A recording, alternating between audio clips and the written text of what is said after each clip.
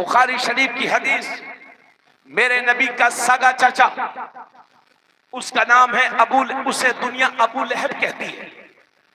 ابو لہب بہت خوبصورت تھا، بہت مالدار تھا، لیکن حضور کا بہت بڑا گستاخ۔ آقا کریم صلی اللہ علیہ وسلم نے ایک موقع پر مکہ شریف میں لوگوں کو پہاڑی پر بلایا، اور جب اہل مکہ آ گئے تو میرے نبی نے ارشاد فرمایا، اے لوگو، اللہ ایک ہے اور میں اس کا رسول ہوں۔ توجہ چاہوں گا، اللہ ایک ہے اور میں اس کا رسول ہوں، اللہ کے سوا کسی کی عبادت نہ کرو۔ تو ابو لہب بھی اسی مجمع میں تھا، کہنے لگا، تبا لک سائر الیوم الہذا جماعتنا، محمد معاذ اللہ تم ہلاک ہو جاؤ، برباد ہو جاؤ، کہ تم نے ہمیں اسی لیے اکٹھا کیا ہے۔ نبی کی شان میں گستاخی ہوئی، میرے نبی خاموش رہے، لیکن نبی کی طرف سے جواب دیا نبی کے رب نے، اور ابو لہب کی مذمت میں قرآن میں پوری سورہ اتار دی۔ تبت یدا ابی لہب وتب، ابو لہب کے دونوں ہاتھ ٹوٹ جائیں اور وہ ہلاک ہو جائے، اور وہ ہلاک ہو ہی گیا۔ جب اسے پتا چلا تو بولا، میرا مال بچا لے گا، میری اولاد بچا لے گی۔ قرآن نے کہا، ما اغنى عنہ مالہ وما کسب، نہ مال بچا پائے گا نہ اولاد۔ سیصلی نارا ذات لہب، ان قریب شعلوں والی آگ میں ہوگا۔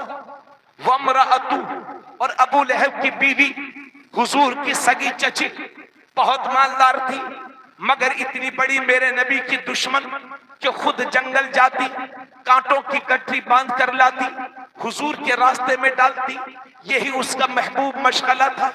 ایک دن کانٹوں کی گٹھری باندھ کر کے لا رہی تھی، راستہ چلتے چلتے تھک گئی تو ایک جگہ آرام کرنے کے لیے رک گئی۔ اللہ کا حکم ہوا، ایک فرشتہ آیا اور اسی کھجور کے چھال کے رسے سے اس کی گردن میں وہ رسی ڈال دی، اور وہ پھانسی کا شکار ہو گئی۔ کام ختم۔ قرآن کہتا ہے، وامرأتہ، اور ابو لہب کی بیوی حمالۃ الحطب، گٹھری اٹھانے والی، فی جیدہا حبل من مسد، اس کے گلے میں کھجور کی چھال کا رسہ۔ سورہ پوری ہو گئی۔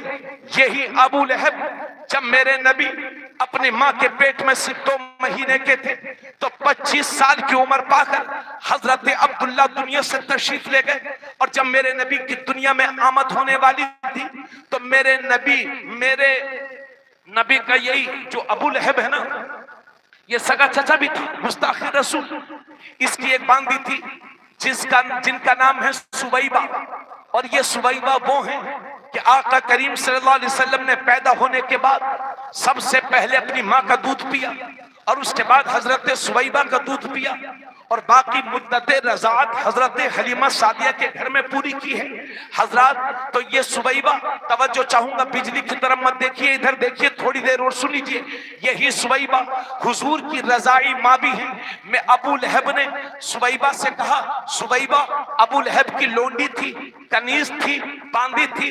جب میرے نبی کی آمد ہونے والی تھی، نبی دنیا میں تشریف لانے والے تھے، توجہ چاہوں گا، نبی دنیا میں تشریف لانے والے تھے، تو ابو لہب نے سویبہ سے کہا، سویبہ جاؤ جاؤ، دیکھو تم جانتی ہو میرا بھائی تو ہے نہیں، اور میری بھابھی کے یہاں بچے کی پیدائش ہونے والی ہے، تم جانتی ہو وہ اکیلی ہیں، تم جاؤ اور جا کر کے آمینہ کی مدد کرو، میرے بھابھی کی مدد کرو۔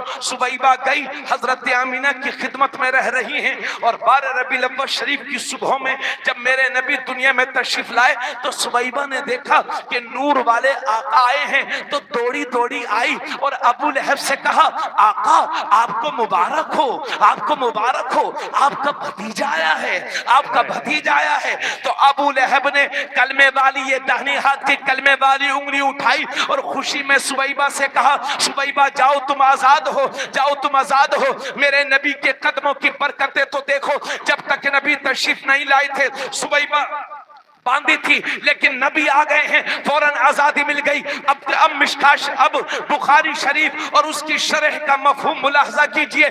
یہی ابو لہب جب مرا اور جہنم میں پہنچا تو اس کے مرنے کے 1 سال کے بعد میرے نبی کے دوسرے سگے چچا حضرت عباس نے خواب میں دیکھا تو پوچھا کیا حال ہے؟ کہا بھائی مت پوچھو، بہت بری کنڈیشن ہے، بہت برے حال میں ہوں، چاروں طرف آگ ہی آگ ہے، سخت عذاب میں گرفتار ہوں، بہت پریشانی میں ہوں، مگر ہاں بھائی ایک خوشی کی بات یہ ہے کہ جب پیر کا دن آتا ہے اور مجھے پیاس لگا کرتی ہے تو اسی انگلی کو، جس انگلی کو اٹھا کر کے میں نے نبی کی میلاد کی خوشی میں سویبہ کو آزاد کیا تھا، اسی کو چوس لیتا ہوں تو میری پیاس بجھ جایا کرتی ہے، میرے عذاب میں کمی آ جایا کرتی ہے، مجھے سکون مل جایا کرتا ہے۔ سوچو تو صحیح، جب ابو لہب جیسا کٹر نبی کا دشمن نبی کی میلاد منائے تو اسے جہنم میں فائدہ پہنچے، اور ہم نبی کے غلام ہو کر کے نبی کی میلاد منائیں تو کیوں نہ انشاءاللہ ہماری نسلوں کی مغفرت ہو جائے۔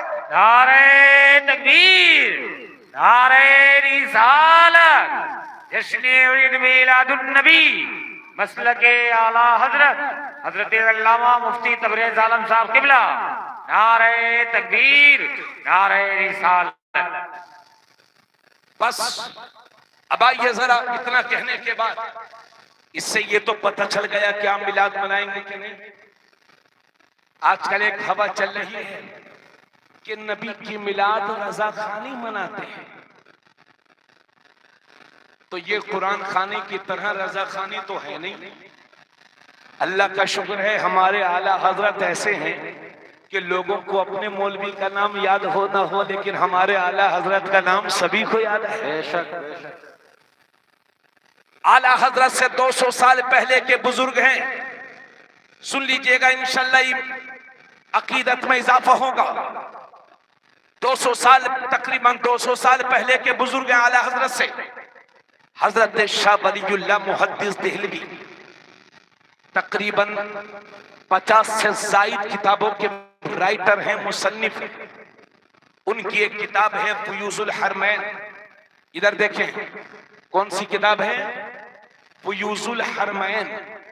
اسی کتاب میں شاہ ولی اللہ محدث دہلوی نے لکھا ہے کہ میرے والد شاہ عبد الرحیم ہر سال نبی کی میلاد کی خوشی میں لنگر کیا کرتے تھے، لوگوں کو کھانا کھلایا کرتے تھے، حضور کی میلاد کی خوشی میں لوگوں کو دعوت دیا کرتے تھے۔ ایک سال ایسا آیا کہ میرے والد کو غریبی نے گھیر لیا، اور میرے والد کے پاس اتنے پیسے نہیں تھے کہ لنگر کر سکے، لوگوں کو کھانا کھلا سکے، اور 12ویں شریف کی تاریخ قریب سے قریب تر تھی، لیکن میرے والد کے پاس کچھ نہیں تھا۔ پھر وہ مبارک تاریخ آ ہی گئی، لیکن میرے والد کے ہاتھ اب بھی خالی ہیں، بے چینی کے عالم میں کبھی ادھر گھوم رہے ہیں، کبھی ادھر گھوم رہے ہیں۔ گھومتے گھومتے گھر کے اندر چلے گئے تو کیا دیکھا کہ کچھ بھنے ہوئے چنے رکھے ہیں۔ وہی بھنے ہوئے چنے میرے والد نے اٹھائے اور حضور کی میلاد کی خوشی میں لوگوں کے درمیان تقسیم کر دیے۔ سبحان اللہ۔ تقسیم کرنے کے بعد جب میرے والد سوئے تو میرے والد کی قسمت بیدار ہوئی۔ میرے والد خواب میں کیا دیکھتے ہیں کہ میرے گھر میں میرے حضور تشریف لائے ہوئے ہیں۔ سبحان اللہ، سبحان اللہ بولو یار، میرے حضور تشریف لائے ہوئے ہیں، اور میرے والد کے سامنے ایک پلیٹ میں وہی بھنے ہوئے چنے رکھے ہیں، اور میرے نبی مسکرا مسکرا کے تناول فرما رہے ہیں، اور فرما رہے ہیں عبد الرحیم تیرے چنوں کو ہم نے قبول کر لیا ہے۔ سبحان اللہ، سبحان اللہ۔ سنا ہے آپ ہر عاشق کے گھر تشریف لاتے ہیں، میرے گھر میں بھی ہو جائے چراغاں یا رسول اللہ۔